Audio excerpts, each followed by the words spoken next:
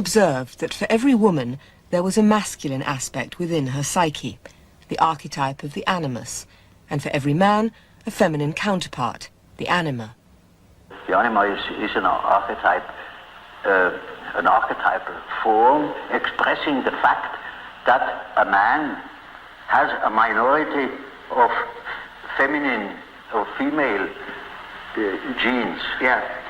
And that is something that doesn't disappear in him, that is constantly present, and it works as a female in a man. The same is the case with the Animus, that is a masculine image in a woman's mind, which is not sometimes quite conscious, sometimes it is not conscious, but it is called into life the moment that woman meets a man who says the right things. And then because he said it is all true, and he is the fellow. No matter what he is. Yeah. And the whole point is that the female ego has to be in charge of the Animus.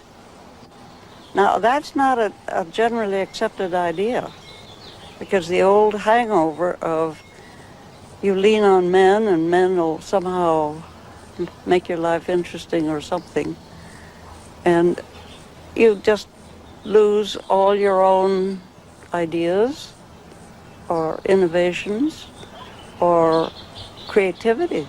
And I think a lot of women are scared out of being who they are and doing whatever is important to them still. The Animus to me is one of the most significant concepts that has arisen in Jungian psychology.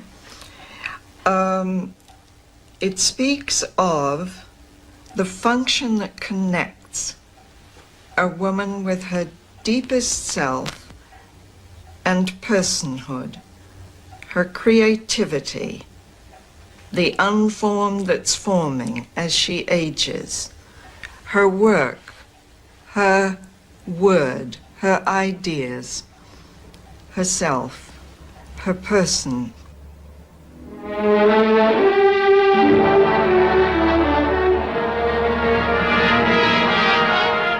In the Alfred Hitchcock film Notorious, John Beebe finds a drama of the Animus in the conflict between a woman and men. Here she comes. Just a minute, Miss Huberman. Hold it, Miss Huberman. Would you please? We'd like a statement from you, Miss Huberman, about your father. For instance, do you think your father got what he deserved? Could we say that you're pleased your father is going to pay the penalty for being a German worker? Now notice the way the woman is badgered by a series of men. All the people holding cameras are men, and all the people who speak to her are men, and so you immediately get the image of a woman in a vulnerable position badgered by a group or a series of men. Now there's the perfect image of what Jung means by the Animus. The way the Animus attacks the woman, and the way it's often symbolized by a multiple figure or a crowd, and the way it moves in on the woman and judges her. The cameras are all in the lower left hand of the screen. And then gradually we realize that in the lower left hand there is now one man whose viewpoint we have, and he's a dark, kind of unknown figure. She's half attracted to him, half suspicious of him, wonders, is he a policeman? This is the experience of so many women of constantly being under an attack. Do I look okay? Is my reputation okay?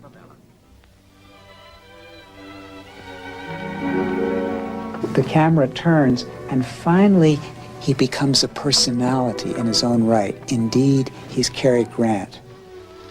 There's one more drink left, appease. Shame about the ice. So that the very critic, the very thing that's most attacking the woman, is also somehow the thing that's most erotically exciting, and the most interesting, and the most energetic. And there, in a little nutshell, you get the problem of the Animus. Now, see, the archetype is a force, it has an autonomy. It can suddenly seize you. It is like a seizure. So, for instance, falling in love at first sight, that is such a case. Hello, he's back again. This is the first lesson on the Animus.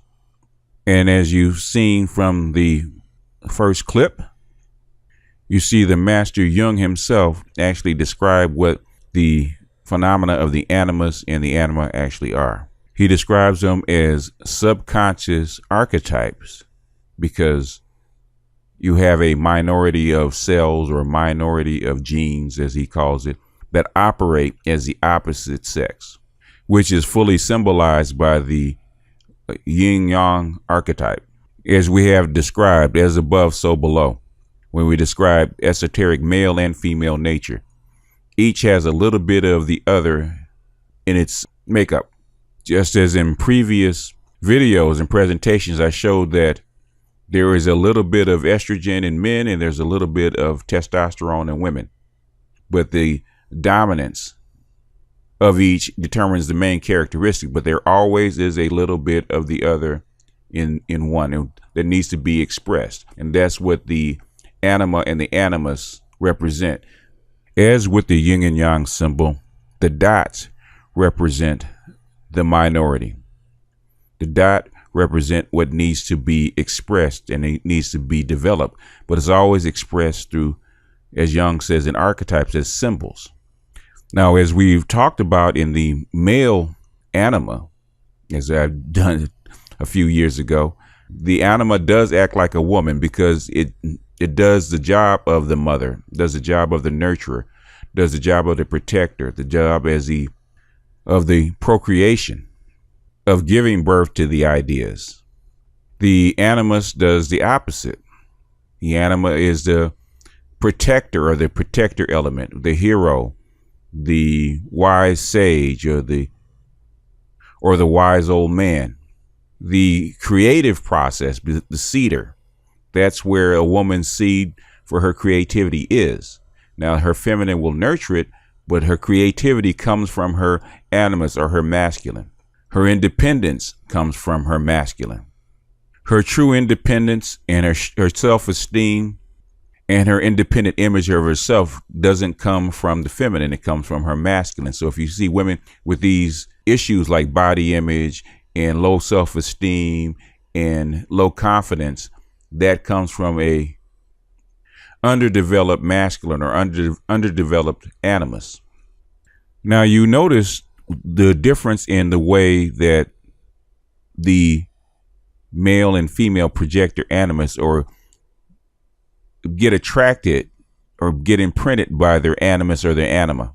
Notice what he said about the males. Very significant. The male doesn't have to interact with her, doesn't have to interact with a woman for him to project his anima onto that woman. All he has to do is see her. And like he said, if he sees her, he sees by her image. He sees by her, the way she looks. If she matches his anima, or the way she looks matches his anima, he'll be captured by her. Whereas a woman has to hear her lover. He has to have a conversation with her to capture her emotionally. And if he says the right things in the right way and everything matches up, he will be the fellow. He'll be the guy. In fact, Master Namache, who is a tantric master, actually said, I do believe it was on a YouTube show, and he talked about the feminine. He talked about women. He said, if a woman hears something, enters into her subconscious, she automatically accepts it as true. So if a man says the right thing, the right way, and he matches her imprint, what he says to her will enter into her subconscious, will bypass her conscious mind and enter her into her subconscious, and she will accept it as true. She will accept him as her animus. She will accept him as her alpha, or as her male imprint. Like I said, a woman's imprint is far more complex than a man's. It takes 3 parts. A man, all he has to do is see her. He doesn't have to interact with a woman to accept her as his imprint, or accept her as project for her as the projection for his anima. A woman actually has to interact with that man, just like you see with the movie that they showed, with the movie clip they showed with Cary Grant. He wasn't real until he spoke to her. She didn't accept him as real until he said the right things. And then he entered into her emotional core, or her emotional unconscious. Until she interacted with him, she could not project her animus onto him. Just like in the movie, you see that the woman was nervous and she was under attack by supposedly the world of basically male entities judging her.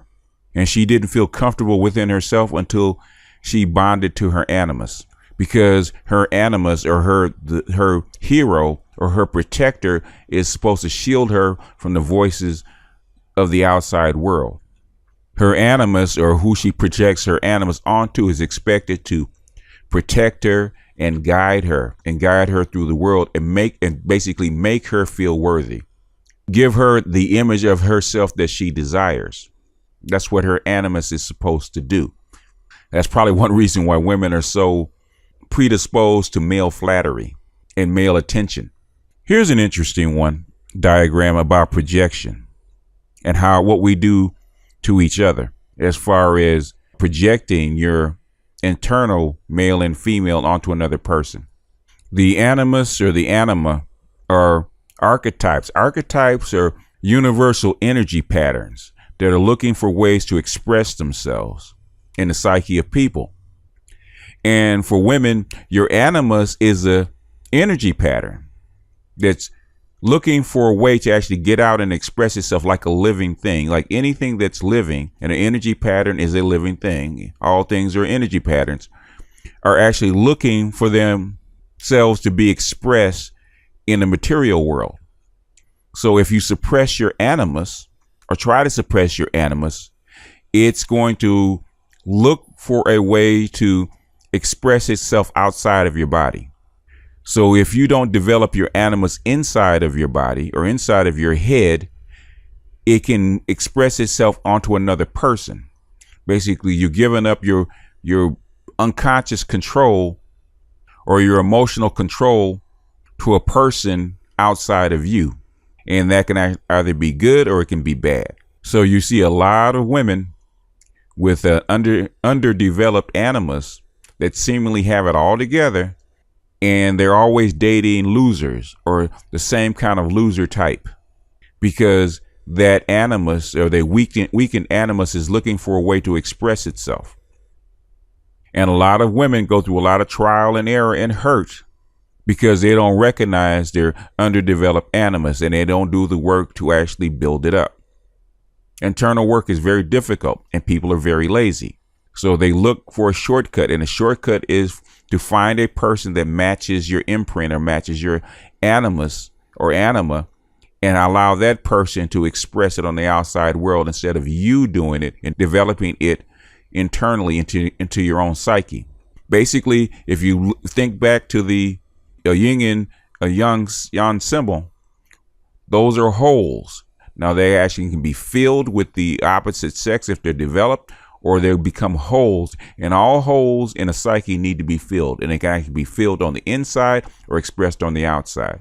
And a lot of women don't want to do the work because they're afraid, and so they wind up expressing their animus outside of their bodies and allowing the wrong man or the wrong type of man to actually carry their animus. When somebody carries that internal archetype, you give up control. Now it costs men, for men to allow a woman to carry his anima, it can ruin him financially and maybe emotionally. With women, it can do all three. Plus, if she has children, that damage can be carried over into the next generation. And sometimes women get the wrong imprint of the wrong ideal man or type of ideal man. And that energy will find itself. Your mind is like a filter. Your psyche is like a filter. You will filter out all these decent guys, and you'll pick the wrong guy because that's the one that matches your imprint. If you don't go in and dig that out, guess what's going to happen? You're going to keep going back to the same old guy over and over and over again until you finally get it right. Now, the last point I'm going to make, it's something that the older women actually said, that this chart kind of gives you a peek, or at least it gave me a peek into why that is. You notice that the women said as they get closer and closer to menopause, that their animus starts to take over, or starts to be more assertive as they start to be more assertive in their older age. I think partly is because their time as a nurturer is usually up when their fertility is gone, and nature plays its roles by giving women more independence psychologically and physically. As the older women express, as she gets older, it's more about her own self, her own image, her own ideas, her own projection, her own creativity, what's important to her, on and on and on. It sounds like what men do, or even little boys do as they grow up. In other words, her animus starts to grow and she has more self-control, more self-discipline, more emotional control. In fact, I think they were saying as they get older, women become more like bitches. And old bitches don't give a damn what other people think, which is the opposite of the way young women think. And as this chart says, it may give a clue into why that is. As women age, guess what happens? Their estrogen and their progesterone actually go down because they're no longer needed as baby factories. And at the crossover point, guess what starts to come to the fore and be more dominant? That's right, testosterone. What does testosterone activate in men? It activates the maleness in men. The more testosterone a man has, the more male he will act, the more of these male traits will show up. So it's no wonder, as this is just an opinion of mine, it's no wonder that as a woman ages, her animus automatically starts to grow. She becomes that wise sage. She becomes that old crone that knows things, that old crone that is independent, where she starts to integrate her animus with her feminine. As you can see by this line, I don't know how accurate this chart is, but this is a good illustration. You can see how this line is where all three of these hormones kind of meet in the middle. It's almost like they're integrating themselves. Now for women, you can either wait till you get to be, 45, 50 for your animus to grow on its own accord, and waste 40, 20, 30 years dealing with it, or you can actually intellectually force your animus to grow, nurture your animus so it will actually come in and do its job of protector, of provider, of the creative spirit. You notice the female artists are way more independent, or act way more like men. Same thing with female athletes. They act way more like men because their animus is forced to grow on a daily basis. They have to give up part of their feminine for that animus to grow, which is something that feminine theory is trying to do. But the thing is, feminine theory does a poor job of growing that animus because they focus on the sides of the animus that project and not of the balance and control, which is a theme for another day, because this one is getting a little long and I'm going to kind of close this one out. It's something that I wanted to get across for a minute. I'm sorry for the delay, but we're going to pick it up in the next video. There's a lot more to the animus, and there's a lot more themes that we'll actually carry out. A lot of this stuff will repeat, but we're going to go deeper into the animus. I mean, animus is actually far more complex than the anima.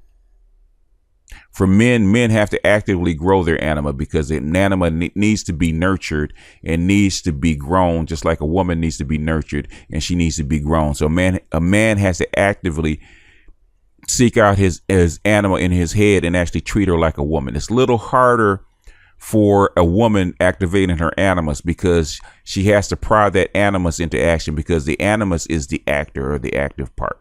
So she has to prod that animus into action, which is a little bit more difficult, but we'll get into that. But with that, ladies, I'm gonna close this one out.